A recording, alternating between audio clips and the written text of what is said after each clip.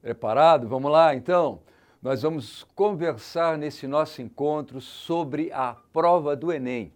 E nós sabemos, né, que a prova do Enem, ela avalia competências e habilidades. Então, o que nós faremos? Nós vamos conversar um pouco sobre quais são as competências e quais as habilidades das ciências humanas e suas tecnologias. Beleza? Então, veja, nós temos aqui alguns exemplos com questões tiradas da avaliação do Enem, para a gente ver como que aquela competência e aquela habilidade foram cobradas na avaliação.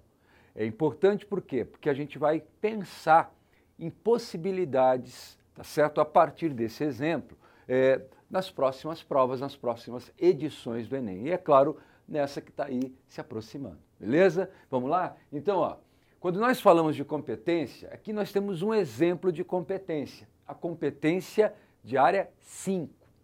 Qual é a competência? Então vamos lá, ó. Competência de área 5. Utilizar os conhecimentos históricos para compreender e valorizar os fundamentos da cidadania e da democracia, favorecendo uma atuação consciente do indivíduo na sociedade. Então, a ideia qual é? O Enem quer avaliar a condição do estudante de perceber o valor, a importância da democracia e da cidadania. Então, essa é uma competência.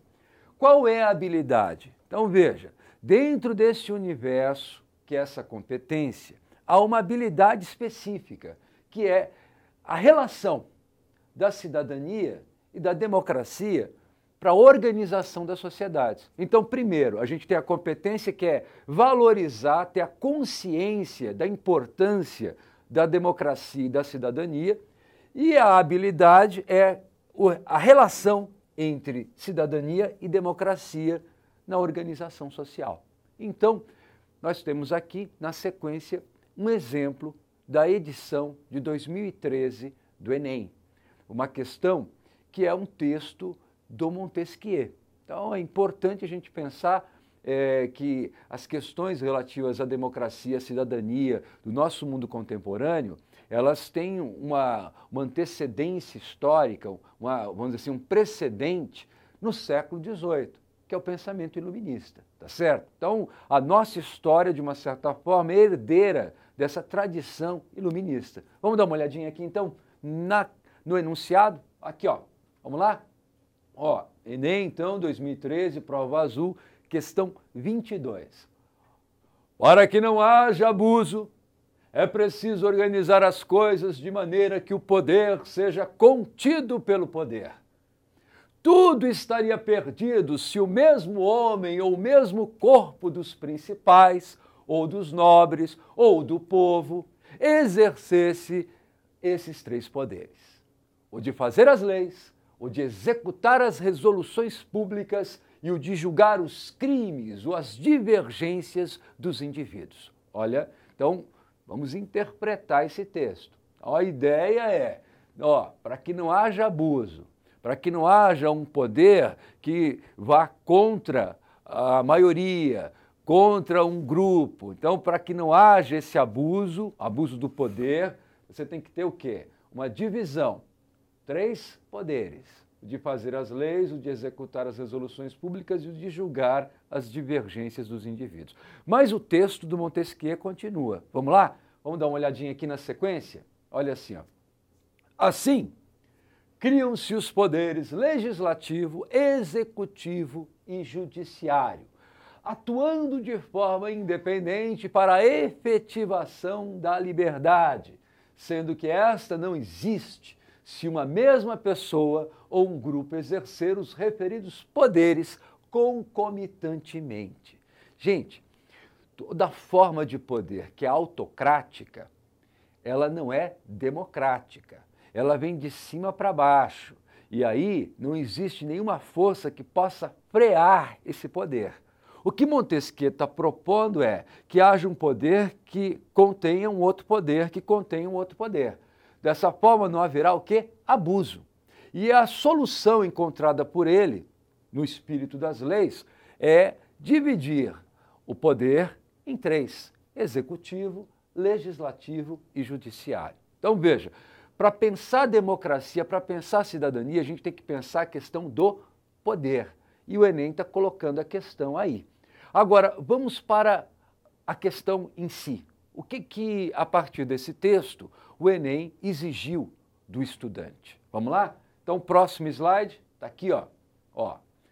A divisão e a independência entre os poderes são condições necessárias para que possa haver liberdade em um Estado.